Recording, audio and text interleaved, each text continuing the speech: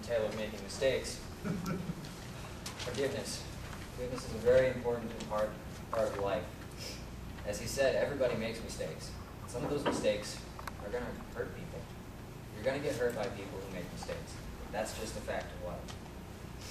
The question you should ask yourself is not, what am I going to do to get back at this person? The question is, what kind of effect should this mistake have on my relationship with them? And that's not equal to what kind of effect do you want it to have. The question is, what effect should it have? Because that's the important thing. If you want to grow as a person, you want to help them grow as a person, and you want to strengthen your relationship, not just with them, but with people in the future, you have to learn to forgive. And remember that everyone brings something good to the table. Everyone can help you grow, but you have to be willing to let them. If they screw up first, give them another chance. Give them another chance to find that way of making the life home. Build bridges, don't burn them. I'd like to, to make an analogy. When you go on a hike through life, you call life a hike, you're going through uncharted waters, going through places that nobody has ever been before. You don't know what's coming. You have to build a bridge. Make sure you leave it there, because you never know when you're going to run into trouble and you're going to have to go back. And if you burn that bridge and you can't go back, you're stuck. And then you're going nowhere. You have to remember to leave the bridges behind, because you never know when those bridges you build with people are going to be the ones you're going to need to rely on. Ed? Okay. One of Randy Kosh's objectives in his talk was to show how he had helped others achieve their goals. Maybe I'm a little bit more ambitious. One of my goals is to save the world. Let me put that in perspective with a couple of stories. One, and maybe you've heard this story, there was a little boy walking along the seashore, and there's lots of little starfish that had washed up on the beach overnight. And he's walking along the seashore, and he'll come across a starfish, he'll pick it up, and he'll throw it back into the ocean. Goes a little further, picks up another starfish, throws it back. And there's an old man walking along the beach as well, is watching him go through this, and he goes up to the little boy and says, you know, there's hundreds of these starfish. You can't possibly save them all. You know, you can't possibly make a difference. The little boy reaches down, he picks up another starfish, he throws it into the ocean, he says, I made a difference for that one. There's another story, again from a movie that I saw way back in the 80s. It stars Mel Gibson and Sigourney Weaver and Linda Hunt. It takes place over in Indonesia, I believe. It's called The Year of Living Dangerously. Linda Hunt plays a character who is a photojournalist. And one of the things that the photojournalist is doing is trying to help this one family in a very poverty-stricken area of the city make it through some very difficult times. Mel Gibson's character is in a conversation with Linda Hunt and says, you know, you can't save the world. If you look at this city and this country, there are millions of people that are in poverty, that are facing these problems every day. You can't possibly save the world. Linda Hunt's response was, I may not be able to save the world, but I can save that small portion of the world that God puts in front of me every day. And that's the attitude that I try to take in my own life. I don't always succeed. I'm not always as successful as I'd like to be. But I think it is possible for us to save the world one person at a time, one day at a time, just by focusing on what God puts in front of us on a daily basis.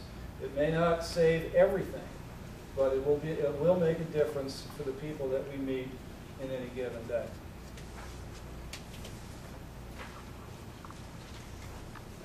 As you go through life, you're going to face hard situations, but you have to remember to find the silver lining. And I promise you, there always is one. Having cancer sucks. It really sucks. I've experienced fear, pain. I've watched people go on with their lives while I was stuck in the hospital. Some of them have gone on completely without me. But I've also experienced more love than I could have ever imagined possible from the people that I know, and even people that I don't know. I've seen communities come together to support me, to support each other. I've inspired people to persevere through their hard times. I've renewed friendships with people that I lost touch with, and the list just goes on and on. I can think of far more positive things that have come out of this than negative things. And not even that, just far more positive than I would have ever dreamed possible from a situation like this. Every situation is going to have its negatives, but there will also be positives. And it's a waste of time to look for and dwell on those negatives. Unless, of course, they're mistakes that you're learning from, in which case, once you've learned from them, then you can move on. But it is far more helpful to find those positives. They will be the light that gets you through those difficult times. Okay, this is not a typo. Randy Posh talked about achieving his childhood dreams and helping others achieve their dreams. And I think it's important to have dreams. The dreams motivate us, but it's also equally important to have a plan. The dreams may motivate you, but the plan makes those dreams happen. In our family, my wife Diane, who's standing over here, she's the planner. She's the one who looks at where we want to be at any given time, and she starts planning how we're going to get there.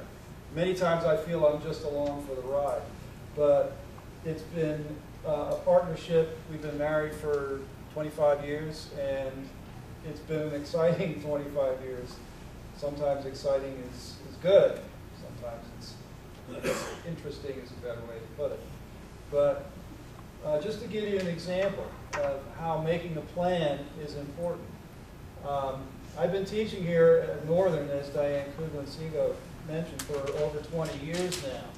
But I would not be here today if it wasn't for a plan that my wife Diane and I had talked about when I was still working at the Naval Research Lab as a young, fresh PhD out of graduate school.